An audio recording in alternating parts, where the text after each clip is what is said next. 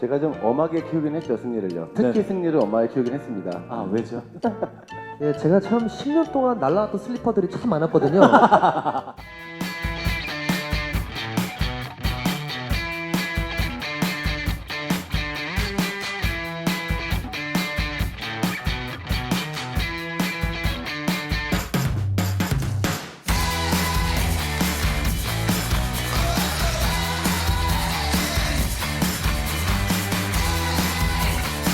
근데 많은 분들이 이 방송을 보면서 분명히 둘이 앉아있는데 네. 왜 저분은 얘기를 안 하고 저 새끼 혼자 떠들까? 그 부분에서 오해를 불식시켜서 그 진실을 몇 가지만 말씀드리자면 네. 처음에 몇 번 해봤더니 말을 되게 잘하더라고요. 그래서 내가 밀리겠다 싶어가지고 진짜요? 그게 이유예요? 방송 시작할 때까지 아이템을 알려주지 않거나 내지는 미리 아이템 알려주고 예고편을 찍어가지고 알려준 다음에 갑자기 당일날 요 카메라 앞에 앉아가지고 아이템을 바꿔버린다거나 뭐 이런 식으로 제가 철저하게 관리하고 있기 때문에 이 친구가 사실 말을 되게 잘하고 저도 잘하는데 그 꼴은 볼 수 없기 때문에 이렇게 되고 있다는 거를. 내용 이렇게 밝기 시작했지만 사실 오늘은 되게 무거운 얘기로. 그 한국 사회 자체가 무거운 상황이어서 코로나만 해도 무거워 죽겠는데 맞아요. 예전에는 법무부 장관이 수사지휘권을 한 번만 발동해도 이게 막 대한민국이 뒤흔들리는 뉴스였는데 맞아요. 잦은 수사권 발동을 하고 뭐 해임 얘기도 나오고 뭐 하여튼 뭐 중요한 개혁 하드는 윤석열 검찰총장이 중요한 게 아니라 검찰 개혁이라고 하는 화두 자체가 굉장히 중요하고 네. 뭐 지금의 돌아가는 구도를 두고는 뭐 여야가 정쟁을 벌이기도 하고 진보와 보수가 엇갈리기도 하고 또 진보 내에서도 친문과 비친문이 없고 여러 가지 굉장히 세력들의 의견이 다 다르고 뭐 이렇게 하고 있지만 중요한 건 뭐 모두가 검찰을 검찰 개혁이 필요하다라고 하는 부분은 동의하고 있을 텐데 어렵죠. 게다가 일반 국민들이 접하기 굉장히 어려운 주제로만 계속 가고 있으니까 그쵸. 용어 하나하나도 어렵고 게다가 지금 이런 거에 모든 거를 오래 이끌어왔던 이슈는 옵티머스와 라임 사태였는데 약간 뭐 그분한테 미안한 얘기지만 좀 국한된 그 피해자들의 이야기로 보여지기 때문에 일반 대중은 옵티머스 라임 같은 경우에는 정말 관심을 가지고 꾸준히 팔로우하지 않으면 따라가기 어려운 시선이었을 수도 있거든요. 그래서 검찰개혁이 이렇게 좀 너무 어려운 이슈로만 돌아가다 보니까 검찰개혁이라고 하는 본질은 어딘가로 사라지고 마치 검찰을 개혁하려고 하는 게 아니라 뭐 이걸 놓고 막 그 정쟁하고 서로 싸우고 이런 모습으로만 보여져서 제가 이제 이 방송 연애 프로그램이기 때문에 그래서 이 두 가지를 접목해서 생각하다가 문득 든 생각이 전화 오시는군요.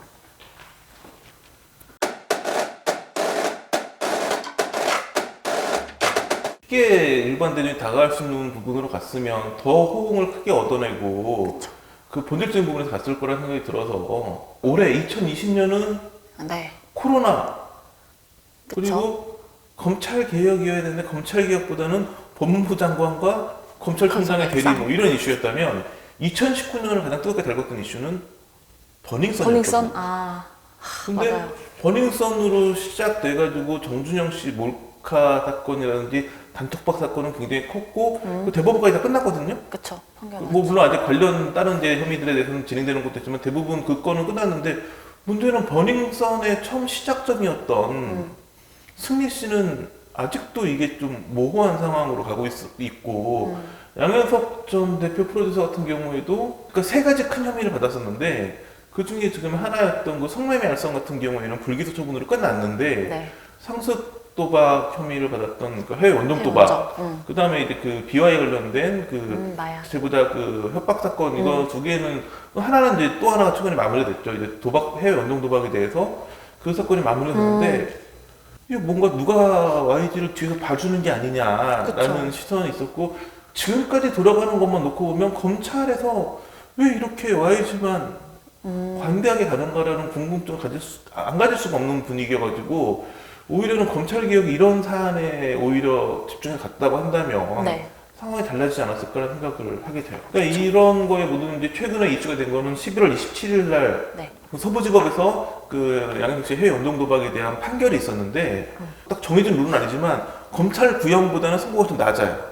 1심보다는 2심에서 낮아지고 2심보다 대법원 좀 낮아지고 뭐 이게 이제 그 어떤 하나의 룰처럼 굳어져 있는데 이번에는 이제 검찰에서는 얼마를 구형했냐면 벌금 1,000만 원을 구형했는데 네. 오히려 법원에서는 더 많은 1,500만 원을 선고했어요. 검찰보다 법원이 이 죄를 더 중하게 보고 있다라는 건데 거기서 끝나는 정도가 아니라 판사가 검찰을 좀 지적하는 이야기를 해가지고 용기를 끌었었는데 저는 2015년 7월부터 2019년 1월까지 총 7번에 걸쳐가지고 미국 라스베이거스를 방문했던 양현석 전 대표와 그 일행들이 네. 33만 5,460달러 우리나라 돈으로 한 3억 8,800만 원 정도 되는데 이 정도 돈을 도박한 혐의로 가지고 시작된 사건인데 네. 경찰에서 먼저 이 사건을 수사하면서 경찰에서는 2019년 10월 31일 날 서울지방경찰청 지능범죄수사대에서 둘 다 상습도박 혐의를 인정해가지고 기소견으로 송치했어요. 네. 또 하나는 이제 그 소위 뭐 환치기라고 얘기를 많이 하는데 환치기? 예, 외환거래법 위반 혐의는 경찰에서는 두 사람 모두에게 불기소 의견으로 사건을 송치했어요. 그런데 경찰이 보기에는 환치기까지 한 거는 보여지지 않지만 해외에서 상습도박을 한 건 맞다. 서울중앙지검에서 이걸 이어받아가지고 승리권에 대해서 어떻게 했냐면 상습도박 혐의 인정했습니다. 그래가지고 상습도박 혐의로 기소를 했고 경찰에서 혐의가 없다라고 봤던 환치기 관련된 부분도 같이 기소를 했습니다. 그러니까 승리에 대해서는 경찰보다 더 엄격하게 본 거죠. 근데 네. 승리 씨는 이렇게 사건을 많이 벌어진 상태에서 검찰 수사만 계속 길어지다가 군입대하면서 이제 이 관련 재판은 군대에서 이제 이루어지고 있기 그렇죠. 때문에 군재판으로. 문제는 이제 승리에 대해서는 이제 상습도박 인정됐고 네. 환치기도 인정이 됐는데 네. 검찰에서는 이제 서울중앙지검에서 양현석 전 대표 수사를 안 하고 관할권에 있는 서부지검으로 보냅니다. 근데 서부지검의 결과는 환치기는 경찰 불기소처럼 그러니까 불기소했고 또 하나는 상습도박 혐의였는데 네. 근데 상습도박이 아닌 단순 도박으로 봐가지고 약식 기소를 합니다.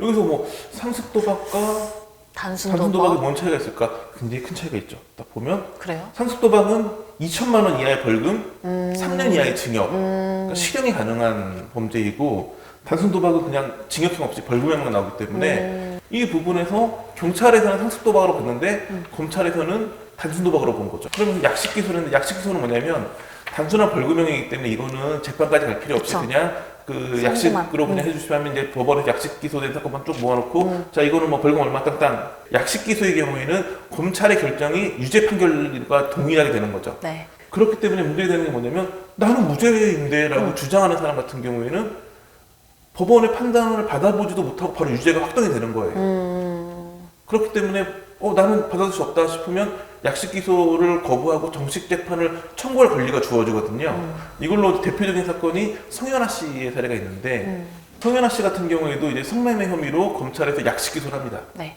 그때 굉장히 중요한 이슈가 뭐였냐면 그때까지 뭐 물론 취재진이나 아는 사람들은 다 성현아 씨로 알고 있었지만 언론 보도는 다 A 씨였거든요. 그러니까 대중에게는 A 씨로 남기 때문에 그 부분에서 많은 연예인들이 그냥 유무죄를 다투고 싶어도 약식 기소를 받아들인 경우가 많은데 성현아 씨 같은 경우에는 나는 저 너무 억울하다 해가지고 정식 재판을 청구합니다. 바로 그날부터 A 씨에서 성현아 씨 실명이 공개가 되죠. 1심에서 유죄가 나옵니다. 그냥 약식 기소 받아들이지. 왜냐면 약식 기소보다는 이제 정식 재판 가면 변호사 비용도 나올 수 있고 뭐 그때 성현 씨 얘기대로 뭐 폐물까지 다 팔아가면서 변호사 비용 됐다고 하니까 돈이 많이 들어가고 처벌수도 약간 더 올라가거든요. 왜 저랬을까? 2심을 합니다. 2심에서 또 유죄가 나옵니다.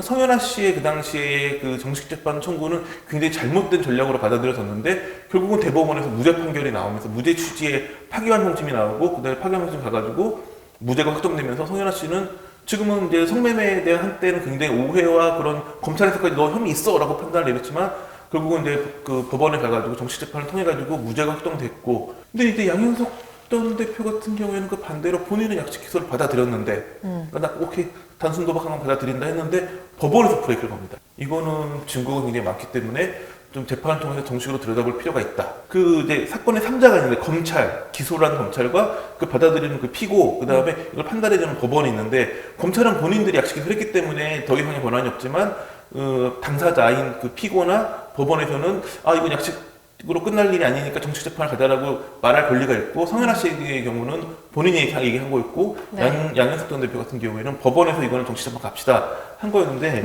법원에서는 상습 도박의 가능성을 보고 있다라는 의미거든요. 그쵸. 그럼 이제 뭘 얘기했냐면 재판부에서 이제 이 건 같은 경우에는 그 증거가 굉장히 많고 이런 부분을 봤을 때는 그 기소 과정에서 배척이 됐던 상습 도박과 관련된 혐의도 좀 봐야 될 필요가 있다. 그래서 검찰한테 이 상습 도박 혐의 관련해 가지고 의견서를 제출하라고 얘기를 합니다. 검찰에서는 세 가지 정도 이유로 되는데 우선 도박으로 처벌받은 그 경력이 없고 두 번째는 라스베이거스를 방문할 때 도박 목적으로 왔으면 혼자 갔을 때는 그게 아니라 가족과 함께 가기도 하고 회사 관계자들과 함께 가기도 하고 그러니까 또 한 가지는 그 개개인적으로 봤을 때는 도박 자금이 그렇게 크지 않다 그런 식으로 의견서를 제출하지 않습니다. 그렇다면 많은 분들이 생각하기에 아니 검찰에서는 상습 도박을 안 받지만 재판부 법원에서 너 이거 아니야 상습 도박이야 땅땅할 수 있지 않느냐. 그쵸.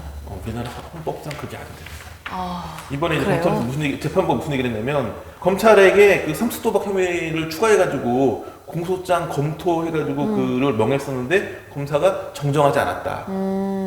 이게 중요한 게 뭐냐면 판사가 무조건적으로 뭐 절도죄로 기소된 사람인데 보니까 뭐 살인 사건도 한 건데 살인죄를 때릴 수가 없는 게 네. 검찰은 그 공소 제기한 내용 내에서만 판결할 수 있게 돼 있거든요.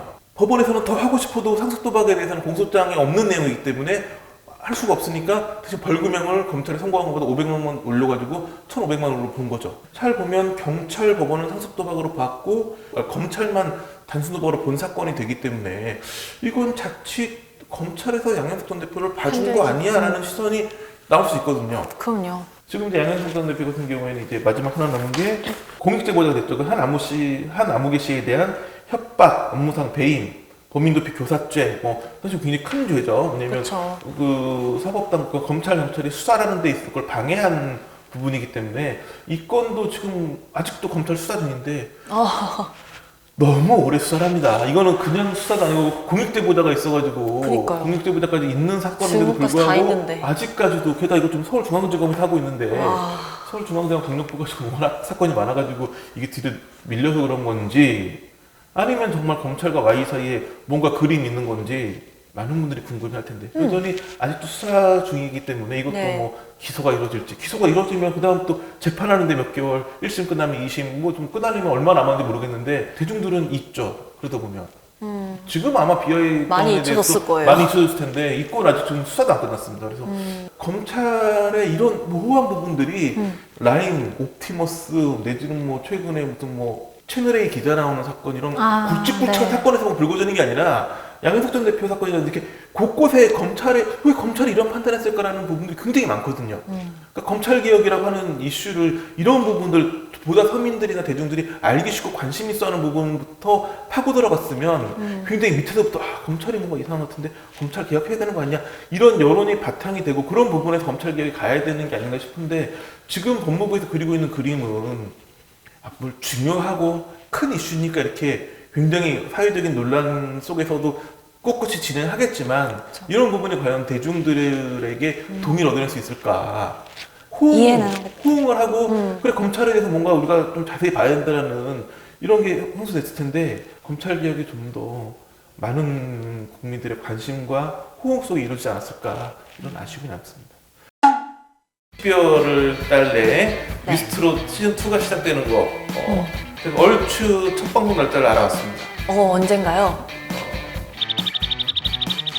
그런데 중요한 건 뭐냐면 강력한 대항마 KBS, ETV에서 만드는 그 트롯 전국체전도 12월 5일 날 이미 시작을 했고 거의 비슷한 시점에 시작되기 때문에 어느 프로그램에서 나오는 스타가 더 스타성을 인정받느냐가 이제 프로그램의 성공과 연결이 되기 때문에